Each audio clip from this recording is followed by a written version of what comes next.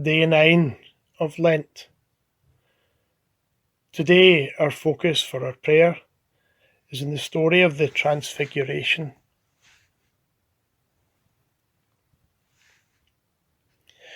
Not all the disciples were treated equally. At special times in his life, Jesus selected his closest friends to be with him. Here, in this story, we have Peter, James, and John chosen as witnesses to the Transfiguration. The Transfiguration places Jesus with two great figures in Jewish history: Moses, the giver of the law, and Elijah, the great prophet. There was a tradition that Elijah would return to herald the Messiah. Jesus suggests that this tradition came to pass in the person of John the Baptist.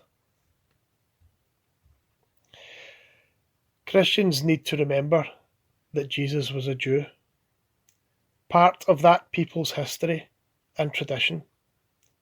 He saw himself as coming primarily for the lost sheep of Israel.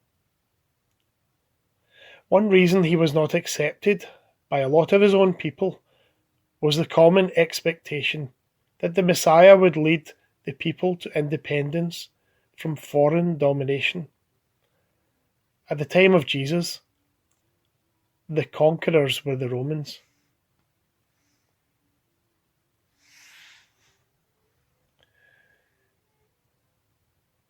At this moment, I invite you to be still,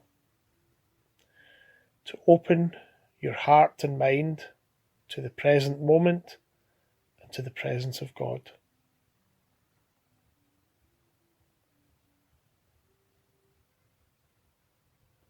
And imagine, as we listen in a moment to Mark's telling of the story of the Transfiguration, imagine for a moment that you are there as well. That along with Peter, James, and John, Jesus has invited you. What do you make of this event? This stunning, surprising, and even shocking event?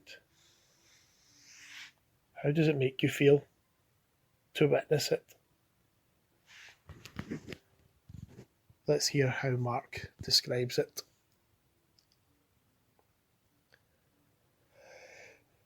Jesus took Peter, James, and John and led them up on a high mountain by themselves to be alone. He was transformed in front of them, and his clothes became dazzling, extremely white, as no launderer on earth could whiten them. Elijah appeared to them with Moses, and they were talking with Jesus. Then Peter said to Jesus, "Rabbi, it's good for us to be here. Let us make 3 tents, one for you, one for Moses, and one for Elijah." But really he did not know what he would say, since they were all terrified. Then a cloud appeared, overshadowing them, and a voice came from the cloud. "This is my beloved Son, listen to him." Then suddenly looking around, they no longer saw anyone with them except Jesus alone. As they were coming down from the mountain, he ordered them not to tell anyone what they had seen until the Son of Man had risen from the dead. They kept his word to themselves, discussing what rising from the dead meant.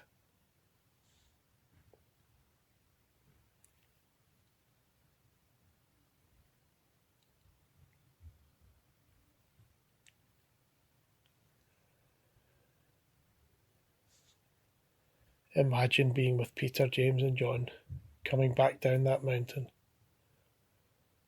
What a surprising experience. Imagine speaking to them, maybe speaking to Jesus.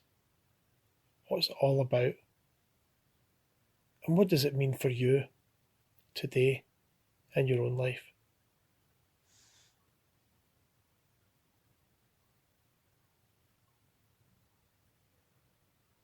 Let's finish our time praying together. Our Father, who art in heaven, hallowed be thy name. Thy kingdom come, thy will be done on earth as it is in heaven. Give us this day our daily bread, and forgive us our trespasses, as we forgive those who trespass against us.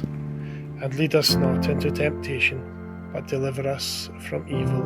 Amen.